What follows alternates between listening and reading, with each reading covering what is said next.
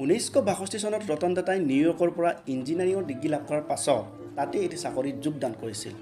তেওঁৰ পিতৃৰ সৈতে তেওঁৰ বিশেষ মিল নাছিল বাবে তেওঁ ভাৰতলৈ উভতি আহিব বিচৰা নাছিল।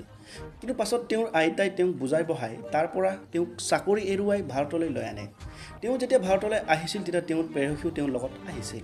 কিন্তু ভাৰতৰ লাইফষ্টাইলৰ লগত তেওঁৰ প্ৰেয়সীয়ে খাপ খাব নোৱাৰিলে, যাৰ বাবে তেওঁৰ প্ৰেয়সী পুনৰ আমেৰিকালৈ উভতি যায়। এই ঘটনাৰ পাছতে ৰতন টাটাৰ জীৱনলৈ বিয়া সম্পৰ্কে বিভিন্ন অভিযোগ আহিছিল, কিন্তু ৰতন টাটাই জীৱনত কেতিয়া আৰু বিয়া নাপাতিলে।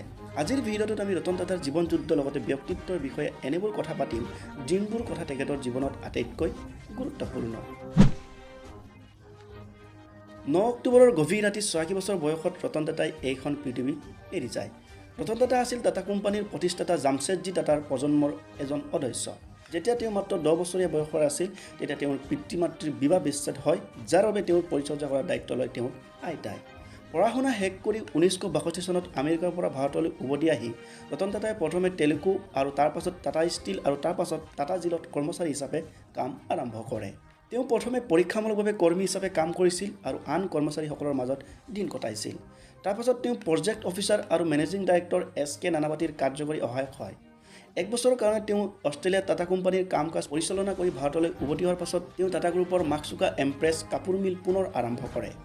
এই মিল আৰম্ভ কৰাত তেওঁ নানা সমস্যাৰ সন্মুখীন হয়, যদিও তেওঁ নিজৰ দক্ষতাৰে কাপোৰৰ বজাৰত এক নতুন ইতিহাস সৃষ্টি কৰিবলৈ সক্ষম হয়। ইফালে আৰু এনেদৰে ৰতন টাটাই নিজৰ বিজনেছ প্ৰতিভা দেখুওৱাৰ পাছতে 1981 চনত JRD টাটাই ৰতন টাটাক টাটা ইণ্ডাষ্ট্ৰীৰ দায়িত্ব দিয়ে। ইফালে এনে ঘটনাৰ ফলতে সংবাদ মাধ্যমত বিভিন্ন ধৰণৰ অনুমান আৰম্ভ হয় যে JRDয়ে ৰতন টাটাক নিজৰ উত্তৰাধিকাৰী হিচাপে মনোনীত কৰিব বিচাৰিছে, যদিও এই পদৰ বাবে নানী পালকিৱালা, ৰুচি মোদী আদিও চৰ্চাত আছিল। 1991 চনত JRD টাটাৰ অসুস্থ হৈ 20 কেন্দ্ৰী হস্পিটেলত ভৰ্তি কৰায়। তেতিয়া এই সময়ত ৰতন টাটাই প্ৰত্যেক দিনাই 20 কেন্দ্ৰী হস্পিটেলত গৈ JRD টাটাক লগ কৰিছিল।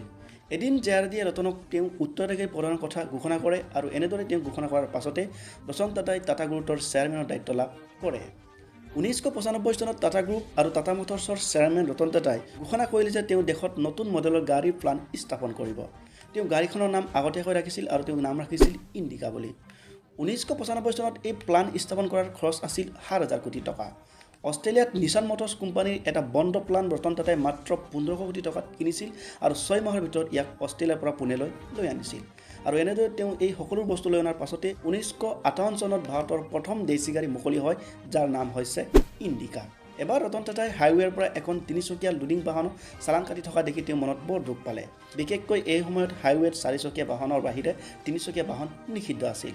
আৰু এনেদৰে 3-চকীয়া বাহনক চালান কটা দেখি তেওঁ মনলৈ এখন সৰু 4-চকীয়া ট্ৰাক বনাবলৈ মনত পৰিকল্পনা কৰিলে। আৰু তেওঁ এনেদৰে পৰিকল্পনা কৰাৰ পাছতে 2005 চনত তেওঁ এখন সৰু 4-চকীয়া ট্ৰাক নিৰ্মাণ কৰে আৰু এই ট্ৰাক গাড়ীখনৰ নাম হৈছে টাটা AC। আৰু বৰ্তমান এই গাড়ীখনক কোৱা হয় ছটা হাতী বুলিও। ইফালে আন এটা সাক্ষাৎকাৰত ৰতন টাটাই কয় যে তেওঁ এদিন বৰষুণৰ মাজত স্কুটাৰত তিতি থকা এটা পৰিয়ালৰ ছবি দেখি মনত বহুত দুখ লাগিছিল।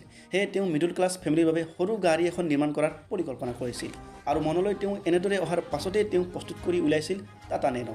কিন্তু কিছুমান ভাৰতৰ চিপ মেণ্টেলিটি মানুহৰ কাৰণে এই গাড়ীখন সফল নহ'ল। আনহাতে ৰতন টাটাই মুকলি কৰা ইণ্ডিকা গাড়ীখনৰ লাভ বৃদ্ধি নোহোৱাৰ বাবে ৰতন টাটাই কোম্পানীটোক বিক্ৰী কৰাৰ কথা চিন্তা কৰে আৰু আমেৰিকাৰ কোম্পানী ফৰ্ডৰ চেয়াৰমেন বিল ফৰ্ডৰ সৈতে আলোচনা কৰে। ফৰ্ডৰ চেয়াৰমেনে ৰতন টাটাক এই সময়তে ইতিকিং কৰি ক'লে যে গাড়ী বনোৱাৰ যদি আপোনাৰ কোনো অভিজ্ঞতাই নাছিল তেন্তে এই কামটোত আপুনি কিয় আৰম্ভ কৰিলে বুলি। এই কথাটো শুনাৰ পাছতে ৰতন টাটা মনত দুখ পালে আৰু তেওঁ ফৰ্ডৰ তেওঁৰ কোম্পানীক বিক্ৰী নকৰি ভাৰতলৈ উভতি আহে।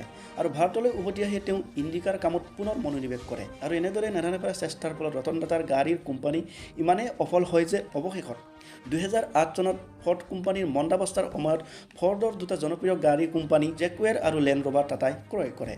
2018 চনত ব্ৰিটেইনৰ প্ৰিন্স চাৰ্লছে ৰতন টাটাক তেওঁৰ সমাজ সেৱাৰ বাবে ৰকফেলাৰ foundation life time achievement award প্ৰদানৰ বাবে মনোনীত কৰিছিল। কিন্তু তেওঁ নিজৰ প্ৰিয় কুকুৰ টিটুৰ আকস্মিক অসুস্থতাৰ বাবে তেওঁ এৱাৰ্ড গ্ৰহণ কৰিবলৈ নগ'ল। অৰ্থাৎ তেওঁৰ দৃষ্টিত এৱাৰ্ডটোতকৈ কুকুৰৰ জীৱনটো বেছি মূল্যৱান আছিল। ৰতন টাটাই টাটা ট্ৰাষ্টৰ ডেপুটি জেনেৰেল মেনেজাৰ শান্তনু নাইডুক বয়সত বহুত সৰু যদিও নিজৰ বন্ধুৰূপে লৈছিল।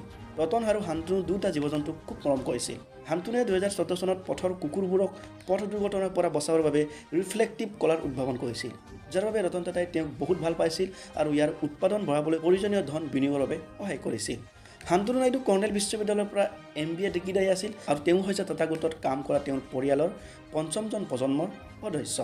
আজিৰ ভিডিঅ'টোত সেইটোৱে। এনেকুৱা ধৰণৰ আপুনি ইনফৰমেশ্যন ভিডিঅ' পৰৱৰ্তী সময়ত পাই থাকিবলৈ আপুনি চেনেলটো ছাবস্ক্ৰাইব কৰিব। ধন্যবাদ।